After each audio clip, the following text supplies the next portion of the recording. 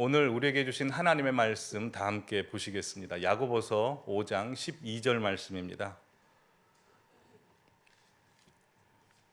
한 절 우리 한 목소리로 성경을 찾으시는 분 계시니까요. 좀 기다리겠습니다. 신약성경 376쪽입니다. 우리 한 목소리로 야고보서 5장 12절 함께 읽겠습니다.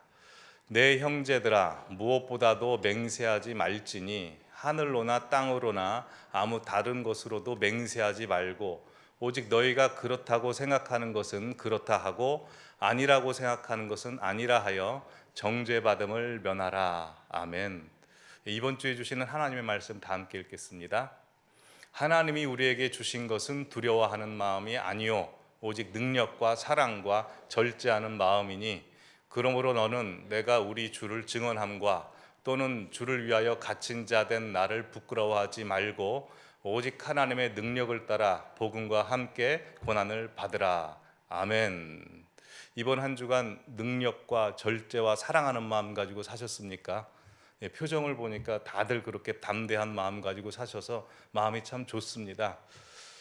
오늘은 주님 맹세를 지키고 싶습니다라는 제목으로 하나님의 말씀 나누겠습니다. 야고보 사도는 이제 야고보서를 마무리하는 5장에 들어와서 야고보서 1장에 했던 말씀을 다시 반복해서 말씀합니다. 이걸 수미쌍관이라고 하죠. 처음과 끝이 똑같은 것을. 그래서 야고보서 1장 10절 말씀 보시면 이렇게 되어 있습니다.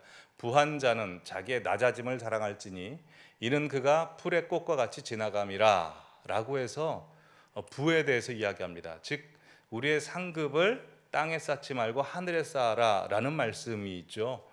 이 말씀은 우리가 지지난 시간에 보셨다시피 야고보서 5장 1절에서 6절 말씀에 이렇게 말씀합니다. 너희는 말세에 재물을 쌓지 말고 말세를 위하여 하늘의 상급을 쌓아라 라고 동일하게 말씀하고 있습니다.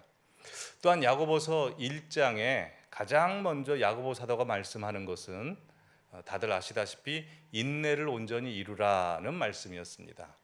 근데 인내를 온전히 이루라는 말씀은 지난 시간 야고보서 5장 7절부터 11절의 말씀에 있는 대로 욥의 인내, 선지자들의 인내, 농부의 인내를 예시로 들면서 말세 주님의 재림이 가까웠으니 인내하라라고 말씀하고 있습니다. 또한 야고보서 1장에 인내를 온전히 이루라는 말씀 다음에는 우리가 이 세상을 살 때 가장 필요한 것은 지혜이다. 근데 지혜는 어디로부터 오느냐? 하늘로부터 온다. 그러니 지혜를 꾸짖지 않고 주시는 하나님께 구하라 라고 해서 기도에 대해서 말씀합니다. 그래서 이어서 나오는 본문은 우리가 기도할 때 받은 줄로 믿고 두 마음 품지 말고 한 마음 품고 기도하라 라고 말씀을 했습니다. 다음 주에 보실 야고보서 5장 23절 이후에 나오는 말씀도 다 기도하라라는 말씀입니다. 그러니 야고보서 1장과 5장을 비교해 보면 똑같은 말씀을 계속하고 있습니다. 근데 야고보서 5장을 쭉 보시다 보면 갑자기 맥락에 안 맞는 툭 튀어나오는 구절이 하나 나옵니다. 그게 바로 오늘 우리 성도님께서 보신 5장 12절 말씀입니다. 한번 다시 보실까요? 내 형제들아, 무엇보다 맹세하지 말지니 하늘로나 땅으로나 아무 다른 것으로도 맹세하지 말고 오직 너희가 그렇다고 생각하는 것은 그렇다 하고 아니라고 생각하는 것은 아니라 하여 정죄받음을 면하라 라고 말씀합니다. 왜 갑자기 야고보 사도는 맹세에 대해서 이야기하는 걸까요? 이유가 있습니다. 야고보서 5장 전체적으로 보면 그 말씀에 전제하고 있는 것이 있는데 그 말세입니다. 주님의 재림이 가까웠다. 즉 주님의 재림이 가까웠으니 하늘의 상급을 쌓아야 되고 인내해야 되고 기도해야 된다라고 말씀하는 겁니다. 여러분, 말세라고 하는 것은 우리의 믿음을 무너뜨리려고 하는 미혹과 유혹이 있는 때이고 또한 우리의 신앙을 사라지게 하려는 핍박과 고통이 있는 시기입니다. 그렇지 않습니까? 그러게 말세 때 우리가 경험할 수밖에 없는 것은 고통과 인내입니다. 여러분, 우리 인생이 힘들고 어렵고 감당하기 어려울 때 가장 반드시 지켜야 되는 게 있습니다. 그게 뭘까요? 우리 입술입니다. 우리 입술. 참 힘들고 어려울 때 우리가 입술에서 범죄하기 쉽지 않습니까? 우리의 말이라고 하는 것은 불평과 원망과 분노와 또 나를 죽이는 말과 상대방을 죽이는 말을 우리가 힘들 때 할 수 있는데, 그건 그냥 말하는 것에 지나는 것이 아니라 우리의 영혼도 죽이고 이 말을 듣는 사람도 죽일 수 있기 때문입니다. 그래서 기도를 멈추지 마라라는 찬양 가사를 보면 이렇게 되어 있습니다. 기도를 멈추지 마라. 눈앞의 상황이 마음을 눌러도 원망치 마라. 너의 입을 지켜라. 왜요? 저들은 너의 입을 보고 있다. 화면 보십시오. 그 간사님이 그 악마가 지금 보고 있는 사진을 적절하게 또 배치하지 않았습니까? 근데 악한 사탄 마귀만 우리를 보고 있지 않습니다. 그 다음 가사를 보시면 마지막에 이렇습니다. 너 기도를 멈추지 마라. 내가 잠시도 쉬지 않고 있으니 모든 걸 지켜보고 있으니 바로 역전되리라 라고 해서 하나님도 우리를 보고 계시다는 겁니다. 그러니 평상시에도 그렇지만 인생에 가장 힘들고 어렵고 고통스러울 때 우리가 반드시 지켜야 되는 것은, 마음은 힘들 수 있어도 입에 나오는 말은 지키셔야 된다는 겁니다. 그래서 야고보 사도는 특별히 맹세에 관해서, 하나님과 사람 앞에 하는 맹세에 관해서 말씀하고 있습니다. 그래서 오늘은 맹세에 대해서 함께 말씀을 나눠보려고 합니다. 여러분, 맹세라고 주제를 잡으면 우리 성도님들과 개인적으로 관련이 있다고 생각되십니까? 관련이 없다고 생각되십니까? 저는 별로 관련이 없다고 생각이 됐습니다. 근데요, 생각해 보니까 여기 계신 모든 성도님들과 굉장히 밀접히 관련이 되어 있습니다. 왜냐하면 우리는 태어나면서부터 지금까지 맹세를 굉장히 많이 해왔습니다. 가장 먼저 공식적으로 한 맹세는 무슨 맹세인 줄 아십니까? 아마 다 하셨을 겁니다. 초등학교 들어가서 국기에 대한 맹세를 하셨습니다. 근데 알아보니까요, 이 국기에 대한 맹세도 시대마다 달라진 거 아십니까? 68년도부터 72년도까지 학교 다니신 분들 계십니까? 그때 국기에 대한 맹세는 좀 달랐습니다. 보여주시죠. 나는 자랑스런 태극기 앞에 조국의 통일과 번영을 위하여 정의와 진실로서 충성을 다할 것을 다짐합니다. 기억나십니까? 당시에는 그랬답니다. 근데 72년도부터 2007년도 7월 26일까지 학교 다니신 분들은 우리가 다 아는 이 국기에 대한 맹세입니다. 나는 자랑스러운 태극기 앞에 조국과 민족의 무궁한 영광을 위하여 몸과 마음을 바쳐 충성을 다할 것을 굳게 다짐합니다. 아마 이 맹세에 다들 친숙하실 겁니다. 근데 이 맹세가 2007년도 7월 27일부터 바뀐 거 아십니까? 이번에 처음 알았습니다. 보여주시죠. 나는 자랑스러운 태극기 앞에 자유롭고 정의로운 대한민국의 무궁한 영광을 위하여 충성을 다할 것을 굳게 다짐합니다. 아셨습니까? 모르셨습니까? 모르셨죠? 제가 야고보서를 강의하면서 새로운 걸 많이 알게 돼서 저도 참 유익합니다. 이렇게 우리는 태어나면서부터 맹세합니다. 또 이 자리에 계신 결혼하신 성도님들께서는 맹세 다 하셨습니다.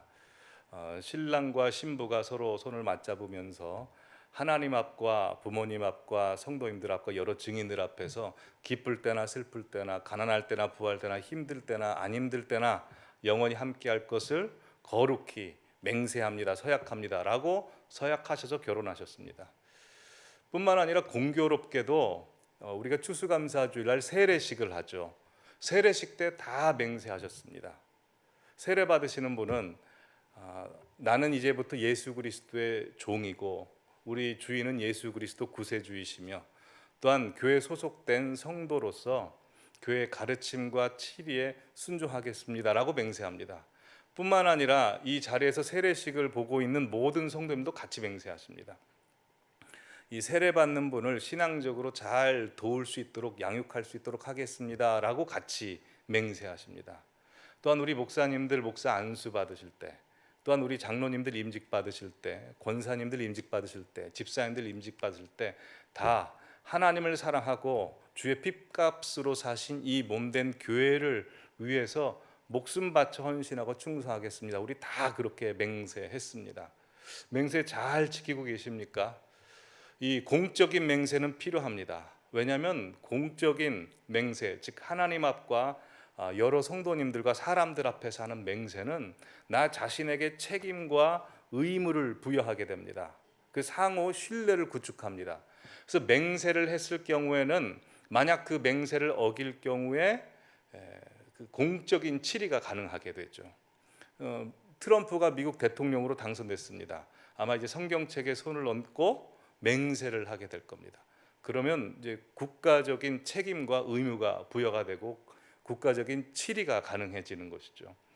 그래서 하나님께서도 우리가 공적인 맹세를 할 때 하나님의 이름으로 맹세하라고 그랬습니다. 신명기 6장 13절 보시면 당신들은 주 당신의 하나님을 경외하며 그를 섬기며 그의 이름으로만 맹세하십시오. 신명기 10장 20절에도 그의 이름, 하나님의 이름으로 맹세하라 라고 말씀하고 있습니다. 이렇게 공적인 맹세뿐만 아니라 우리 개인적인 사적인 맹세도 필요합니다.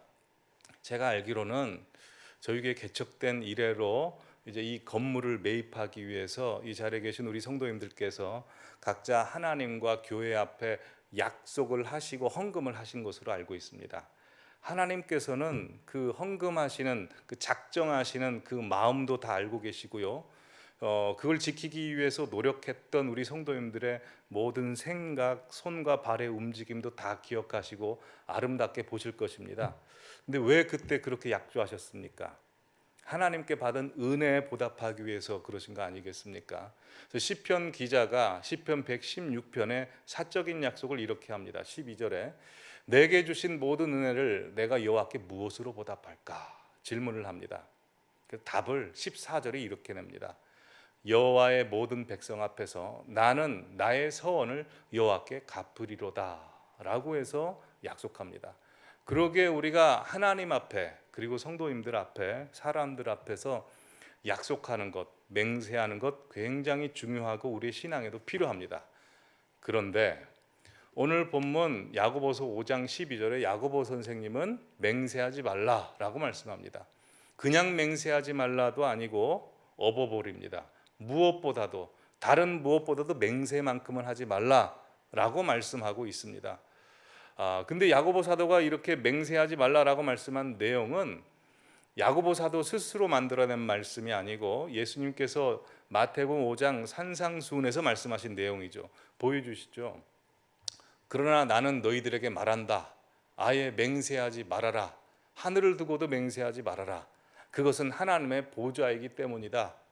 또 너는 예 할 때는 예라는 말만 하고 아니요 할 때는 아니요라는 말만 하여라. 이보다 지나치는 것은 악에서 나오는 것이다 라고 해서 예수님께서 하신 말씀을 야고보 사도는 그대로 전달해 주고 있는 겁니다. 자, 그럼 고민입니다. 아까 분명히 공적인 약속, 사적인 맹세 하나님의 이름으로 해야 된다라고 분명히 성경 말씀에 있었는데요. 예수님께서는 그러지 말라고 하네요. 그러면 우리 어떻게 해야 됩니까? 맹세를 해야 될까요? 말아야 될까요? 여기서 우리는 성경 해석의 지침을 짚어볼 필요가 있습니다. 여러분, 우리가 성경을 해석할 때 가장 제일의 원칙은 문자 그대로 보는 겁니다. 1.1획도 달라지는 건 없으니 하나님 말씀 문자 그대로 보셔야 됩니다. 근데 여기에 플러스가 돼야 됩니다. 뭐냐면 앞뒤 문맥과 배경을 봐야 됩니다. 그리고 세 번째, 신학적인 통일성을 갖고 봐야 됩니다. 만약 그렇게 보지 않으면 곤란한 일이 발생합니다. 이단이나 여호와의 증인들 같은 경우에 문자 그대로 믿기 때문에 그들은 국기에 대한 경례도 안 하고 군대도 안 갑니다. 또한 우리가 이 말씀을 문자 그대로 해석해서 나에게 적용하여 순종하면 상당히 곤란한 일이 발생하는데요. 마태복음 예수님의 말씀 5장 29절 30절 보여주시면 이렇습니다. 만일 내 오른 눈이 너로 실족하게 하거든 빼어내버리라. 백체 중 하나가 없어지고 온몸이 지옥에 던져지지 않는 것이 유익하며 또한 만일 내 오른손이 너로 실족하게 하거든 찍어내버리라. 내 백체 중 하나가 없어지고 온몸이 지옥에 던져지지 않는 것이 유익하니라. 만약 이 말씀을 문자 그대로 제 자신과 우리 성도님들에게 적용해서 순종하며 산다면 어떻게 될까요? 일단 저희 설교가 불가능합니다. 혀가 뽑혀가지고 그리고 손발 잘리고 눈 뽑히고 그렇게 될 겁니다. 그리고 실제로 이 말씀 지킨다고 그렇게 해버리면 예수님께서 기뻐하시겠습니까? 기뻐하시지 않습니다. 원하시지도 않습니다. 예수님께서 이 말씀하신 이유는 우리의 육적인 것보다도 영적인 것이 훨씬 더 중요하다라고 해서 말씀을 하시는 거 아닙니까? 맹세하지 말라라는 말씀도 정말 맹세하지 말라라는 말씀이 아니고 그 정황이 있다는 겁니다. 그 정황이 뭘까요? 이겁니다. 남에게 내 말이 먹히지 않았을 때 남에게 내 신뢰성을 증폭시키고 강화시켜 남으로부터 내가 얻고자 하는 이득을 얻고자 하는 맹세를 이야기합니다. 즉 남을 설득하고자 하는 맹세를 이야기합니다. 근데 생각해 보면 우리나라 사람들이 이런 맹세 굉장히 많이 합니다. 뭐 돈을 꿀 때나 아니면 억울함을 당할 때 자기의 그 정당성과 자기의 억울함을 풀기 위해서 우리 이런 말 많이 하죠. 내가 만약 그랬다면, 내가 이때까지 갚지 않으면 내 손에 장을 지진다, 내 성을 간다, 아니면 네가 내 아빠고 내가 네 아들 하겠다라고 이야기를 합니다. 그래서 우리나라 신문사에서 이런 신뢰성을 강화하는 말들을 얼마나 많이 하는지 우리나라 사람들이 많이 사용하는 단어들을 조사했습니다. 1위부터 4위까지 있는데요. 1위가 뭘 것 같습니까? 진짜입니다. 진짜. 진짜. 예. 2위가 뭘 것 같습니까? 솔직히. 사실은. 저도 이 말 참 많이 사용합니다. 버릇처럼 사용하죠. 세 번째, 인간적으로 말해서 말이야. 이런 말 많이 하죠. 네 번째가 뭔지 아십니까? 보여주시죠. 까놓고 말해서. 다 자신의 신뢰감을 증폭시키는 말입니다. 그래서 어디 시장에 갔더니 참기름 파는 곳에 이렇게 써져 있다고 합니다. 정말로, 진짜, 순, 참기름만 판매합니다. 지금 정말로가 몇 번 들어갔습니까? 4번 들어갔습니다. 참기름까지 다 합쳐서. 이렇게 우리나라에서는 자기의 신뢰감을 증폭시키고 상대방에 설득하려고 하는 말들을 굉장히 많이 합니다. 아무래도 우리나라가 역사적으로 남의 나라의 침입도 많이 받아서 사기도 많이 당하고 우리나라 사람들끼리 어려워서 사기도 당하다 보니까 서로 불신하는 사회가 돼서 그런지 모르겠습니다. 그래서 한편으로 보면 자기의 신뢰감을 증폭시키는 이런 맹세를 한다는 게 왜 문제일까? 그거 해도 되지 않는가라는 생각이 들지 않습니까? 왜 예수님께서는 왜 남을 설득하기 위한 맹세에 대해서 금지하셨을까? 이유가 있습니다. 한 3-4가지로 요약할 수 있는데요. 첫 번째는 남을 설득하기 위한 맹세는 내 인생과 나라는 존재의 주인이 나라는 것을 전제하고 있기 때문입니다. 아까도 말씀드렸다시피 내 손에 장지진다, 내 성을 간다, 내가 네 동생이고 아들이다 라고 이야기한다는 것은 뭘 전제로 한 겁니까? 나라는 존재가 내 거라는 걸 존재로 하죠. 만약 나라는 존재가 하나님의 것이라고 생각하면 하나님께 여쭤봐야죠. 하나님, 내가 장을 지져도 되겠습니까? 성을 갈아도 되겠습니까? 라고 여쭤봐야 됩니다. 그러나 그러지 않고 내 스스로 혈기로 내 손에 장을 지진다라고 말하는 건 내 인생의 주인을 나라고 생각하고 있기 때문에 그렇습니다. 그래서 오늘 본문 12절 말씀 보시면 하늘로도 맹세하지 말고 땅으로도 맹세하지 말고 아무 다른 것으로도 맹세하지 말라고 합니다. 왜 그럴까요? 이 세상 모든 만물이 하나님의 것이기 때문입니다. 심지어 우리도 하나님의 것입니다. 내 몸도 내 인생도 내 가족도 하나님의 것입니다. 그러니 우리가 마음대로 내 손에 장지진다고 그러고 성 갈겠다고 목숨 걸겠다고 그러면 하나님께서 보실 때 야, 네가 걸겠다고 하는 목숨 그거 내 거다. 네가 장지지겠다고 하는 손 내 거고 네가 성 갈겠다고 하는 그 아버지 감은 내가 너한테 준 것이고 그거 내 거다라고 말씀하시지 않겠습니까? 그러니 남을 설득하기 위한 맹세 함부로 하지 마라라고 말씀하는 겁니다. 두 번째로 맹세 함부로 하지 말라라는 말씀은 우리가 맹세를 할 때 내 두려움과 연약함 때문에 할 수 있게 됩니다. 대표적인 예가 있습니다. 다들 잘 아시다시피 베드로입니다. 베드로는 예수님께서 너는 닭 울기 전에 나를 3번 부인할 것이다 라고 말씀하셨을 때 주님, 저에겐 절대 그런 일 없습니다. 내가 옥에 갇히는데도 죽는데도 주님과 함께 하겠습니다 라고 호언장담하고 거의 맹세조로 말씀합니다. 이야기합니다.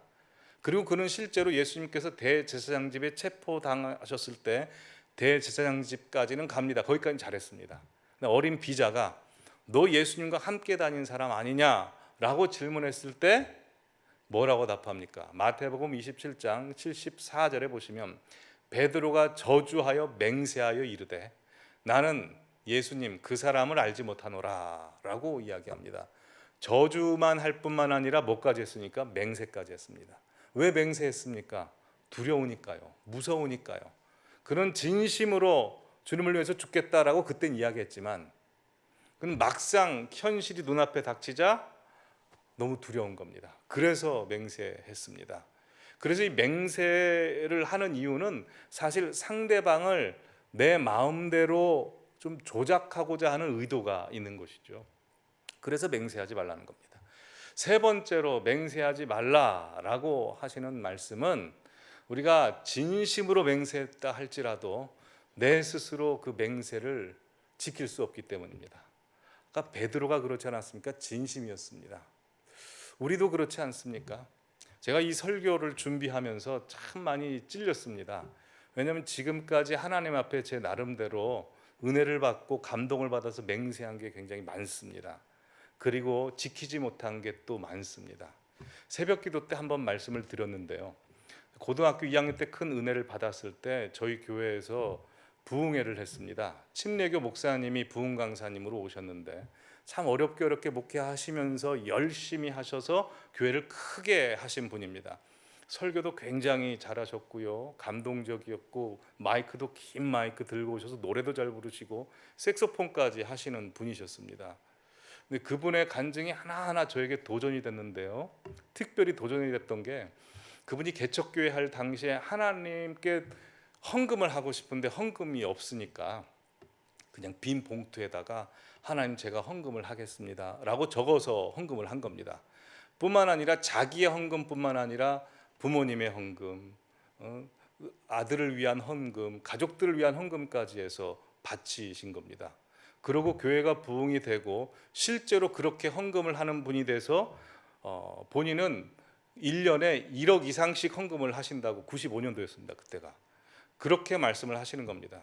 그분의 설교가 옳은지 아는지 여기서는 이야기할 건 아니고요. 당시에 제가 그 은혜를 받고 도전을 받았습니다. 나도 저렇게 해야 되겠다라고 해서 교회에 흰 그 헌금 봉투 있지 않습니까? 빈 봉투 4장을 갖고 와가지고 제 어머니를 위해서 1억을 헌금하겠습니다. 제 아버지를 위해서 1억, 동생을 위해서 1억, 누나를 위해서 1억, 고등학교 2학년 때 그렇게 써서 냈습니다. 그리고 지금까지 지키지 못하고 있습니다. 4억이 있어야죠. 4억이 없어서 지키지 못하고 있습니다. 근데 이런 상상을 한번 해봅니다. 진짜 저에게 4억이 있었다면 그동안에 내가 했을까? 아니면 지금 4억이 저한테 있으면 제가 지금 할 수 있을까? 상당히 그 마음이 좀 괴로울 것 같다는 생각이 듭니다. 쉽지 않습니다. 4억을 써서 헌금을 작정했을 때 그때는 진심이었습니다. 정말 진심이었고 간혹가다 그 부담감이 있어서 정말 하고 싶은 마음이 있습니다. 근데 정작 4억이 저한테 있으면, 지금 당장 있으면 제가 할 수 있을지 그건 저도 장담을 못합니다. 그러니까 작정을 해도요, 하나님께서 그만큼 저한테 주셔야 할 수 있고 주시기만 할 뿐만 아니라 저한테 그 마음이 있어야 할 수 있는 겁니다. 맹세라고 하는 것도 제 마음대로 못하고 맹세를 지키는 것도 제 마음대로 못합니다. 그래서 오늘 설교 제목이 사실 기도 제목입니다. 주님, 맹세를 지키고 싶습니다 라는 맹세입니다. 근데 이것뿐만 아니죠. 목사 안수 받을 때도 하나님 내 생명 걸고 주님 성도님들 사랑하고 주를 위해서 목숨 바쳐 일하겠습니다 라고 맹세했습니다. 그 지키지 못할 때 참 많습니다. 그것뿐만 아닙니다. 그렇지 않습니까? 혹시 우리 성도님들께서 지금까지 하나님 앞에 순수한 마음, 정말 사랑하는 마음으로 맹세하시고 스스로 약속하신 것 있지 않으십니까? 근데 지키지 못한 것. 그래서 이 시간에 그래도 우리가 하나님께 약속하고 맹세할 때, 서원할 때 좀 지침이 있어야 되겠다 싶어서 성경을 보면서 한 4가지로 지침을 만들어 봤습니다. 첫 번째로 우리 성도님들 앞으로 서약하시거나 맹세하실 때는 너무 급하게 하지 마십시오. 너무 급하게 하시면 문제가 됩니다. 여러분, 보통 우리가 서원하고 하나님 앞에 약속할 때 보면 지푸라기라도 잡고 싶은 급할 때입니다. 막 피가 말릴 때 하나님 이 문제만 해결해 주신다면 제가 이렇게 바치겠습니다. 모든 걸 바치겠습니다 라고 급할 때 하나님 앞에 그렇게 서원을 합니다. 하나님께서 그 문제 해결해 주시면 뭐가 돌아옵니까? 정신이 돌아와요. 제정신이 돌아와서 이제 후회가 되죠. 내가 왜 이걸 했을까? 실제로 성경에 그런 인물들이 나오지 않습니까? 입다입니다. 암몬과 싸웠을 때 승리가 너무 절박해가지고 하나님, 이 승리만 나한테 주시면 내가 개선장군으로 돌아왔을 때 맨 먼저 나를 맞이해주는 그 사람 하나님 앞에 번제로 바치겠습니다. 번제로 바친다는 이 고백을 한 것도 참 선을 넘는 고백 아닙니까? 여러분, 그런 선을 넘는 고백을 한다는 급박한 고백이라는 것은 하나님 못 믿는다는 겁니다. 하나님 능력 있다는 건 믿는데 하나님이 정말 선하시고 나를 지켜주시고 나보다 나를 더 사랑하신다는 것을 믿지 못하기 때문에 급하게 그렇게 서원하는 겁니다. 그래서 입다가 그렇게 서원을 해버립니다. 그렇게 서원한 걸 하나님이 좋아하셨겠습니까? 좋아하지 않으셨을 겁니다. 근데 하나님께서 승리를 주셨고 딸이 기다리고 있었네요. 그 실제로 입다는 딸을 바쳐버립니다. 하나님 그 서원 기쁘게 받지 않으십니다. 너무 급하게 서원하지 마시기 바랍니다. 두 번째로 감당할 수 있는 서원을 하시기 바랍니다. 이게 중요합니다.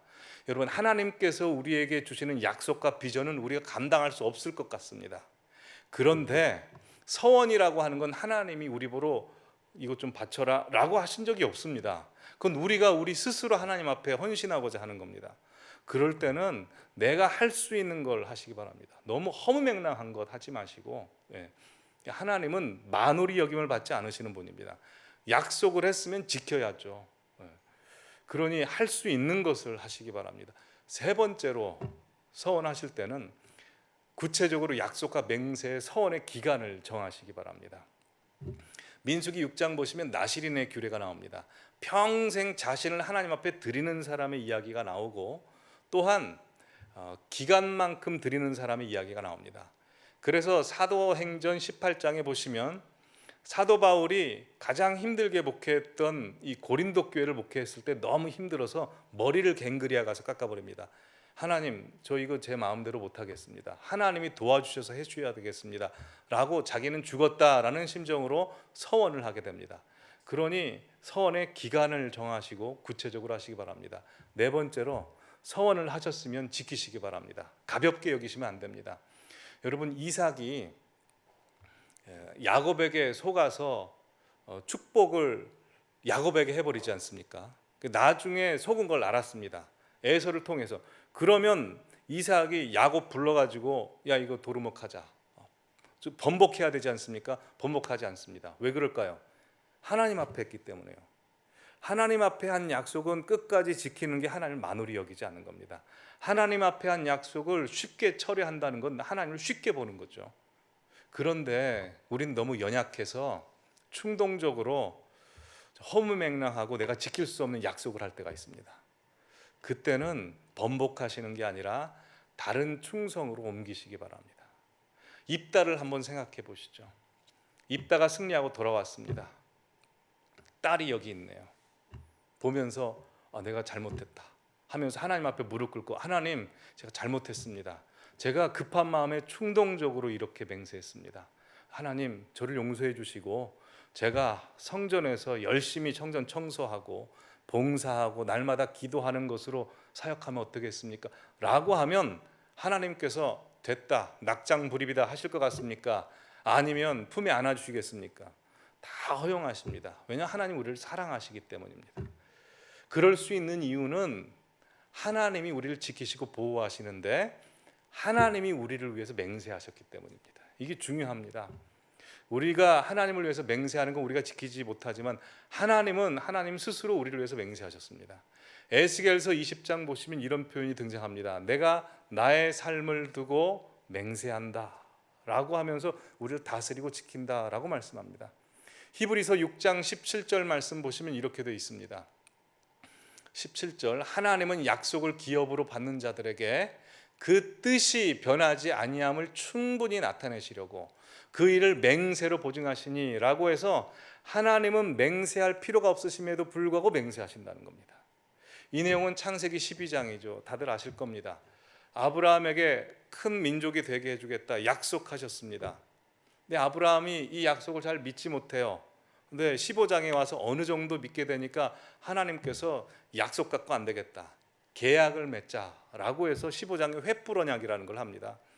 짐승의 가슴을 쪼개고 계약 대상자와 함께 손잡고 건너는 게 계약이 이행이 되는 거죠. 그래서 아브라함이 짐승을 쪼개놓고 하나님을 기다리는데 하나님께서 일부러 오시지 않습니다. 아브라함이 졸고 있을 때 하나님이 횃불로 그냥 나타나십니다. 그래서 혼자서 짐승 쪼갠 그 사이를 지나가십니다. 그 말이 무엇입니까? 내가 만약 이 약속을 지키지 않으면 내가 이렇게 쪼개지겠다라고 했고, 그 사건은 십자가로 드러납니다. 하나님 아버지께서 아들을 주심으로 말미암아 자신의 가슴이 쪼개지셨고, 예수님께서 십자가를 지심으로 말미암아 휘장이 쪼개짐으로 우리가 부끄럽고 수치스럽고 구원받지 못할 조건에 있을다 할지라도 어느 때라도 하나님 우리를 버리시지 않고 지켜주시는 것입니다. 그 하나님의 맹세입니다. 그 하나님의 맹세와 은혜를 아는 사람은 하나님 앞에 그 은혜에 보답하고자 뭔가를 계속해서 드리고자 합니다. 그리고 자신의 모든 것을 바치고자 합니다. 실제로 그렇게 바쳤던 분들의 예를 좀 들겠습니다. 우리나라의 설교학과 그 예배학의 아버지라고 할 수 있는 정장복 교수님이라고 계십니다. 장신대 교수님이셨는데요. 올해 2월 달에 돌아가셨습니다. 천국에 가셨는데요. 그분이 예배학 강의를 하면서 항상 하시는 마지막 예화가 있습니다. 그분이 충청도 어느 교회 부흥회를 가서 그 교회 목사님과 성도님을 직접 보고 말씀을 하신 건데요. IMF 전입니다. 어떤 딸을 한 3명 정도 둔 단란한 그 여자 권사님 가정이 있었습니다. 그렇게 행복하게 잘 살다가 남편분이 사고로 일찍 천국에 가시게 됩니다. 그러니 이제 당시 집사님이었던 그 권사님께서 딸들을 대학 보내야 되고 또 시집 보내야 되지 않습니까? 파출부부터 시작해서 뭐 식당 아르바이트, 뭐 굳은 일은 다 합니다. 그래서 돈을 조금씩 모아온 겁니다. 근데 그 돈을 모은 그 권사님을 우리는 셀 모임이라고 하지만 옛날엔 구역 모임이라고 했죠. 그 구역에 있는 사업을 하시는 어떤 여자 집사님이 너무 불쌍히 여긴 나머지, 집사님 그 모아놓은 돈 나한테 주세요. 그러면 제가 은행에서 얻은 이자보다도 훨씬 더 많이 해서 드릴게요 라고 정말 진심으로 사랑하는 마음으로 그렇게 이야기를 합니다. 그래서 서로 믿는 관계였기 때문에 드려요. 그랬더니 한 달 지나면서 이자를 주는데 많이 주더랍니다. 근데 그때 IMF가 터집니다. 그리고 그 돈을 가져갔던 집사님이 부도가 납니다. 그리고 연락이 안 됩니다. 전화를 해보고 찾아다녀보고 하나님 앞에 기도해봐도 연락을 취할 수가 없는 겁니다. 하나님 어떻게 해야 됩니까? 내가 하나님 앞에 모든 예배 빠지지 않고 약속하며 다 나왔고 헌신적으로 열심히 봉사하면서 힘들게 살아왔는데 왜 나한테 이런 일을 주십니까? 라고 그렇게 원망을 많이 하셨답니다. 그렇게 1년 동안 원망하며 기도를 했는데요. 어느 주일 아침에 전화가 옵니다. 한 98년도, 99년도 정도 됐겠죠.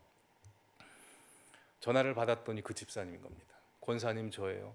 아니 집사님 어디 계세요? 왜 이리 연락이 안 돼요? 하면서 서로 울면서 통화를 하게 된 겁니다. 근데 그 집사님이 전화를 이제 이렇게 이야기합니다. 권사님 지금 빨리 택시를 타고 김포공항으로 오세요. 제가 사실 한국에 살 수 없어서 가족들이랑 몰래 미국으로 도망을 갑니다. 근데 권사님 오시면 권사님께 드리고자 했던 돈은 다 드릴 수 없어도 원금만큼은 드리겠습니다 라고 이야기를 한 겁니다. 전화를 끊고 시간을 봤더니 예배 시간하고 겹치는 겁니다. 갔다 와도 당시에는 예배를 못 드릴 것 같은 겁니다. 하나님 앞에 기도하죠. 하나님 내가 어떻게 해야 됩니까? 이번 예배 한 번 빠진 적도 없는데, 늦은 적도 없는데 이번 한 번만 빠지면 안 될까요? 하나님이 응답이 없는 겁니다. 이 권사님이 어떻게 하셨을까요? 가지 않기로 한 겁니다. 내가 지금까지 천국에 하나님 앞에 갈 때는 돈 갖고 가는 것이 아니고 지금까지 예배 빠지지 않고 나간 이 기록 가지고 나가는데 우리 딸들 하나님께서 책임져 주시고 인도해 줄 것을 믿습니다 하고 그분이 그냥 공항에 가지 않고 교회에 나오셨다는 겁니다. 참 그 예화를 들을 때마다 항상 그 생각나는 성경이 있습니다. 바로 향유 옥합을 깨뜨린 그 여인이 있죠.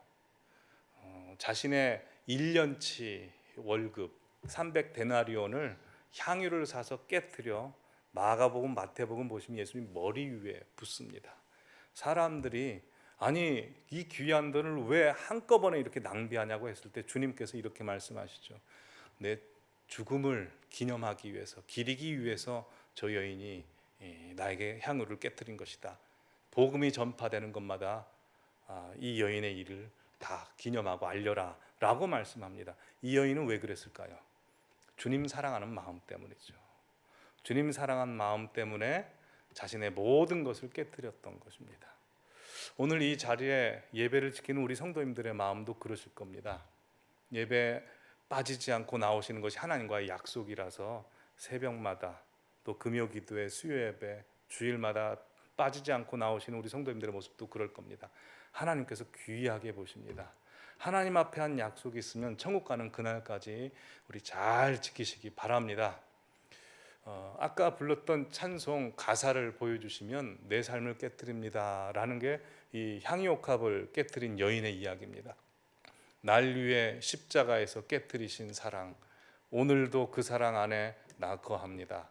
주님의 생명 내 안에 있고 주님의 사랑 날 강권하니 나 오늘도 주께 내 삶 깨뜨립니다. 오 주여 내 삶 깨뜨립니다. 주 머리 위에 붓습니다.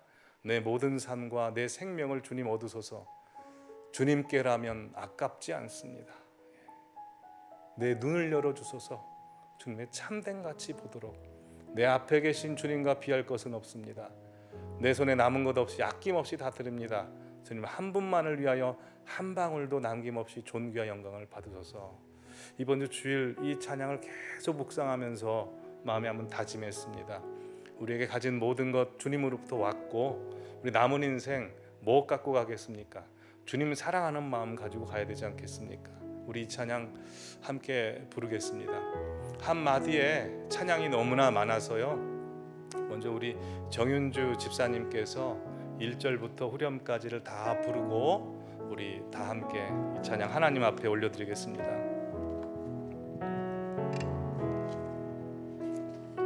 날 위해 십자가에서 깨뜨리신 사랑, 오늘도 그 사랑 안에 나 거합니다.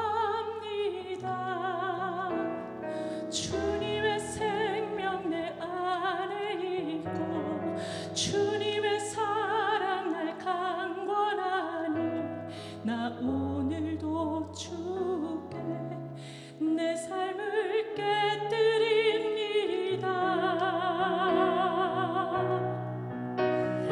오 주여 내 삶을 깨뜨립니다. 주 머리 위에 붓습니다. 내 모든 삶과 생명을 주님 얻으소서. 오 주여 내 삶을 깨뜨립니다. 주 머리 위에 붓습니다. 주님께라면 아깝지 않습니다.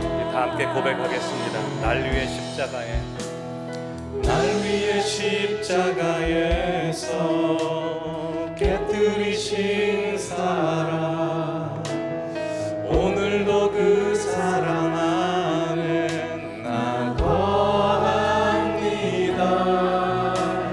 주님의 생명 내 안에 있고 주님의 사랑 날 강권하니 나 오늘도 주께 내 삶을 깨뜨리. 우리 다시 한번 날 위해 십자가에서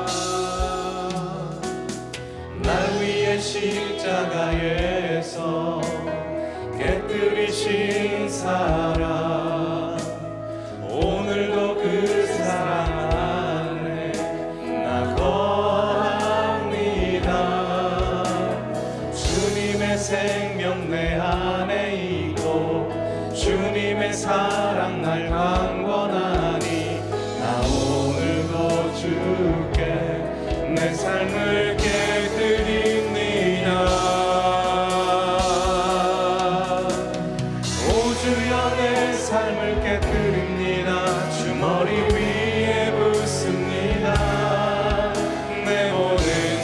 삶과 생명을 주님 얻으소서.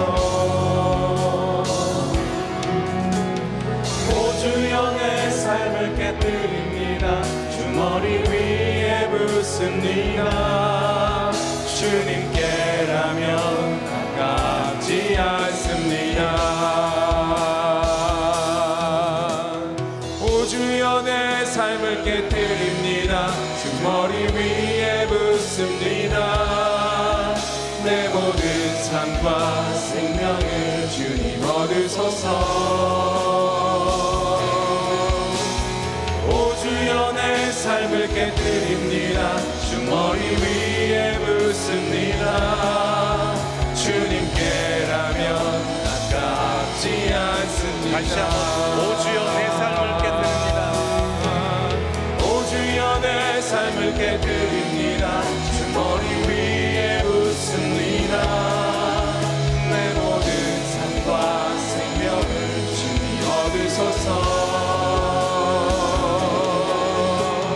오 주여 내 삶을 깨뜨립니다. 주머니 위에 붓습니다. 주님께라면 아깝지 않습니다. 존귀와 영광을 받으소서. 존귀와 영광을 받으소서. 하나님 어린 양 예수 능력과 부와 지혜와 힘을 받으소서. 존귀와 영광을 받으소서. 하나님 어린 양 예수 나라와 권세 영광 모두 내 눈을 주님께. 내 눈을 열어주소서. 주의 참된 가치 보도록 내 앞에 계신 주님과 위할 것은 없습니다. 내 손에 남을 것 없이 아낌없이 다 드립니다. 주님 한 분만을 위하여 한 다시 방울로 한번 내 눈을 남김없이 내 눈을 열어주소서. 주의 참된 가치 보도록 내 앞에 계신 주님과 위할 것은 없습니다. 내 자동만으로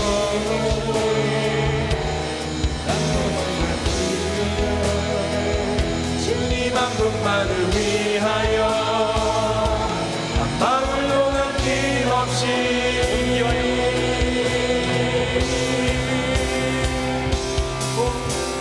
존귀와 영광을 받으소서. 하나님 어린 양 예수 능력과 부와 지혜와 힘을 받으소서. 존귀와 영광을 받으소서. 하나님 어린 양 예수 나라와 권세 영광 모두 주님께. 존귀와 영광을 받으소서. 하나님 어린 양 예수 능력과 부와 지혜와 힘을 받으소서.